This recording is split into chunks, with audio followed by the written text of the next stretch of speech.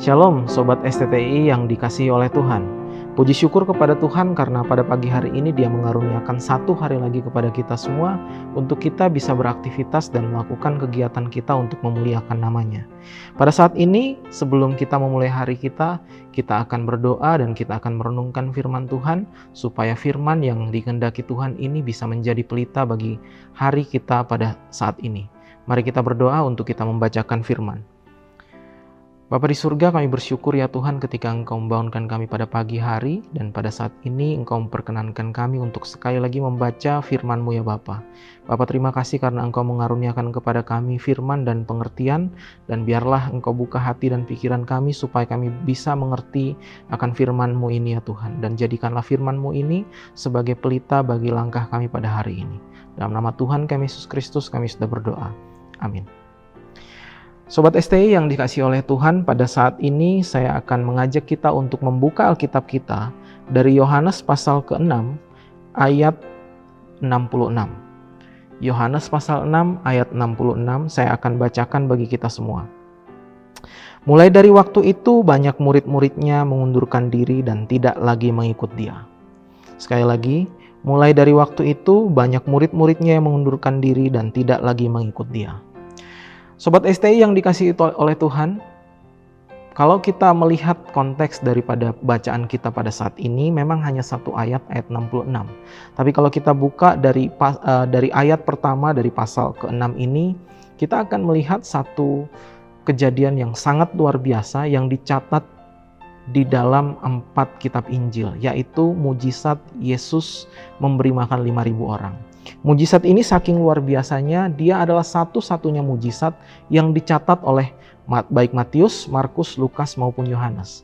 Biasanya mujizat-mujizat yang lain atau karya-karya Kristus yang lain selain daripada kematiannya biasanya hanya dicatat di salah satu, mungkin 2, mungkin 3 Injil. Tapi peristiwa Yesus memberi makan 5.000 orang itu adalah mujizat yang dicatat di dalam keempat Injil.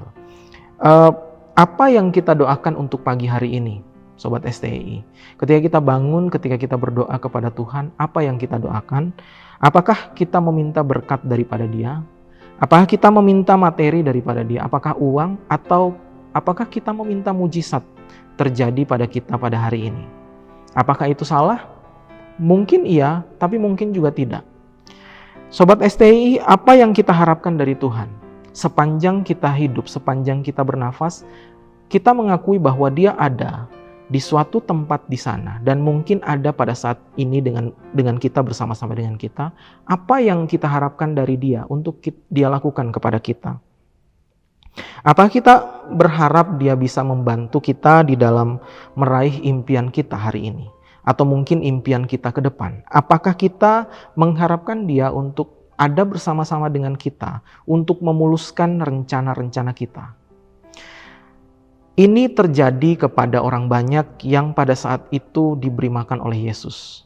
Kalau kita melihat konteks daripada bacaan kita hari ini, yaitu Yohanes pasal 6, banyak orang berbondong-bondong datang kepada Yesus karena begitu terkesima, begitu terpukau melihat sosok atau pribadi Yesus. Mereka melihat bahwa Yesus adalah suatu pribadi yang sangat berkarisma, sangat karismatik. Dia memiliki banyak sekali hal pengajaran dan dia seolah-olah mengajar dengan penuh kuasa, tidak seperti guru-guru pada saat itu.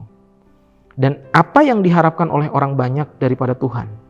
Yang mereka harapkan adalah, kalau kita lihat di dalam bacaan kita sebelumnya, yang mereka harapkan adalah Yesus membawa kesejahteraan kepada mereka.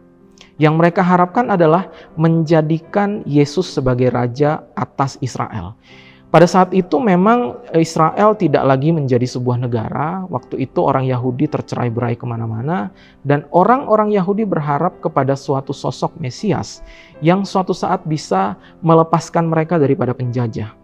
Itu pun yang diharapkan oleh orang banyak yang mengikut Yesus. Tidak sedikit daripada mereka yang berharap supaya Yesus melepaskan mereka daripada pencobaan ini. Tidak sedikit daripada mereka yang datang kepada Yesus hanya untuk makan roti. Datang kepada Yesus hanya untuk kepentingan jasmani, datang kepada Yesus hanya supaya Yesus memuaskan kedagingan mereka, memuaskan keinginan daging mereka, yaitu makanan, yaitu mungkin ekonomi mereka diperbagus, yaitu mungkin kesejahteraan mereka diperbaiki oleh Yesus. Tidak sedikit yang berharap demikian. Tapi apa yang kita lihat ya? Apa yang kita lihat di dalam pasal 6 ini, Yesus memberikan banyak sekali pengajaran yang begitu keras, yang menentang atau yang tidak memenuhi harapan daripada orang-orang yang mengikut Dia pada saat itu. Ya, sehingga ketika Yesus berkata-kata, ketika Yesus tidak memuaskan mereka, ketika Yesus berkata bahwa Dia datang tidak untuk sekedar memberikan mereka makan atau minum. Dia datang tidak untuk menjadi raja kemudian melepaskan mereka daripada penjajah. Dia datang sebetulnya untuk memenuhi kerohanian mereka. Dia datang sebetulnya untuk menghidupkan daripada rohani-rohani mereka yang mati. Dan tentu saja ini tidak bisa diterima oleh sebagian besar daripada mereka. Dan kita lihat di ayat 66, saya baca sekali lagi, mulai dari pada waktu itu banyak murid-muridnya yang mengundurkan diri dan tidak lagi mengikuti Dia. Mujizat sudah mereka dapatkan, perut mereka sudah kenyang, ekonomi mereka mungkin sudah mulai lancar, tetapi ketika Yesus memberikan satu kebenaran yang baru kepada mereka, mulai daripada saat itu banyak murid-muridnya yang mengundurkan diri dan tidak lagi mengikuti Dia. Sobat STI yang dikasihi oleh Tuhan kita Yesus Kristus, kalau kita baca kelanjutan daripada teks kita pada pagi hari ini, kita akan menyaksikan sebuah ironi yang luar biasa. Mereka sudah diberi makan, 5.000 orang, plus mungkin ada perempuan dan anak-anak. Kemudian ketika Yesus mengajarkan kepada mereka suatu kebenaran, dan mereka meninggalkan, yang tersisa adalah 12 orang. Yang tersisa adalah ke-12 orang, sebagian sangat kecil dari kelompok yang terlalu besar itu. Dan kita tahu ya, kalau kita belajar tentang sejarah gereja, ke-12 orang ini ya tentu saja minus Yudas ya. Yudas itu tidak terhitung walaupun memang tetap dipanggil ke-12 orang satu kelompok itu. Tapi mereka itu sebagian besar dari mereka mengabdikan diri mereka untuk mengikuti Tuhan, untuk melayani Tuhan, dan pada akhirnya mereka mati. Kita lihat satu perbedaan yang sangat kontras. Orang-orang yang berharap kepada Yesus untuk dikenyangkan.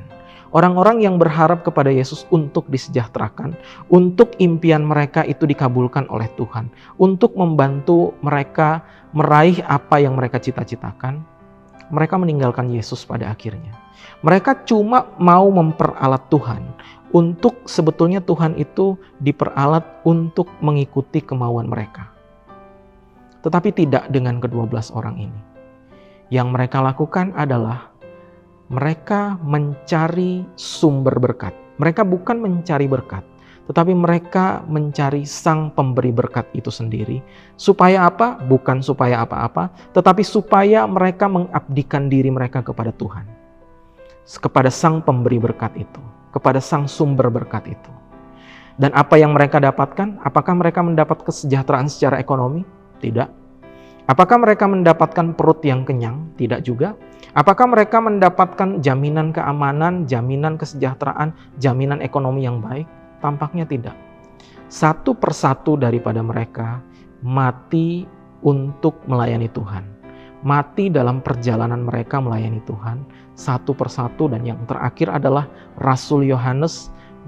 Mungkin dia mati secara natural, tetapi dia mati di dalam keadaan pelayanannya kepada Tuhan. Sobat STI yang dikasihi oleh Tuhan, pada saat kita bangun, kita meminta sesuatu dari Tuhan, apa yang kita harapkan dari Dia? Apakah kita berharap supaya Dia memberi berkat? Apakah kita berharap supaya Dia memenuhi keinginan kita hari ini?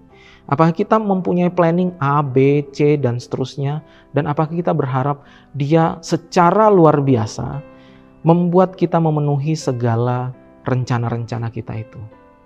Ataukah pada hari ini kita mempersembahkan diri kita mengabdikan diri kita untuk kepentingan Dia. Bukan rencana kita yang harusnya dijalankan, tetapi rencana Tuhan yang harusnya kita jalankan. Dia mau apa dalam kehidupan kita, seharusnya itu yang kita lakukan bagi Dia, bukan sebaliknya. Karena itu Sobat STI yang dikasihi oleh Tuhan, pagi hari ini mari kita merubah pola pikir kita, mari kita mengubah mindset kita supaya bukan kita yang memperalat Dia, tetapi Dia yang memperalat kita. Biarlah kita menjadi alat bagi kemuliaan namanya. Rencana Dia apa? Mari kita cari. Rencana Dia apa? Mari kita lakukan itu. Apapun hasilnya nanti, mungkin untung, mungkin rugi, bahkan kematian mungkin, itu yang akan kita jalani pada hari ini. Sebuah renungan yang cukup lain daripada mungkin pengajaran-pengajaran yang biasanya kita dengar, tetapi itu yang difirmankan oleh Tuhan pada saat ini. Mari kita berdoa untuk memulai hari ini. Bapa di surga, kami bersyukur ketika Engkau memperdengarkan sekali lagi firman-Mu, dan kami bersyukur ketika kami boleh mempelajari firman-Mu. Kami tahu ya Tuhan, kami adalah alat-Mu. Kami mohon Engkau pakai kami satu persatu untuk menjadi alat bagi kemuliaan nama-Mu ya Tuhan. Pakai kami, gunakan segala talenta yang kami punya untuk keperluan-Mu ya Bapa. Ajar kami untuk senantiasa taat kepada perintah-Mu ya Tuhan. Demikian doa kami, kiranya Engkau berkati kami hari ini supaya kami boleh menjalankan hari ini dengan baik. Dalam nama Tuhan kami Yesus Kristus kami berdoa. Amin. Tuhan Yesus memberkati kita semua. Shalom.